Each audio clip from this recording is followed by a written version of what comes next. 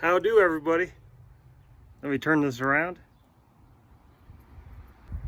All right, here's an update on the sweet potatoes.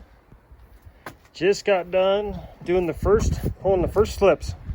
So this is my sweet potato cart. This is an old cart I got out of a storage unit. It had a busted front wheel, so I just took them both off. And it works all right. I wish it had the front wheels, but it works all right. Anyway, I got the cart because when it gets below 60 degrees at night, I gotta put this in the garage. Sweet potatoes do not like it when the temperature gets cold at all. Anyway, here's update time. So, lift the lid. That keeps it humid in there. And maybe a little bit warmer, I hope.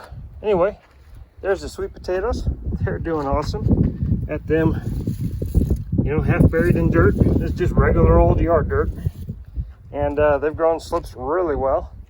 And I have to keep it weeded because it's regular yard dirt, so it's full of desert weeds too. And then here I zippy tied an old Lay's. They're sort of like Pringles, the Lay's version. Plastic tube on there full of water. Got the slips in there.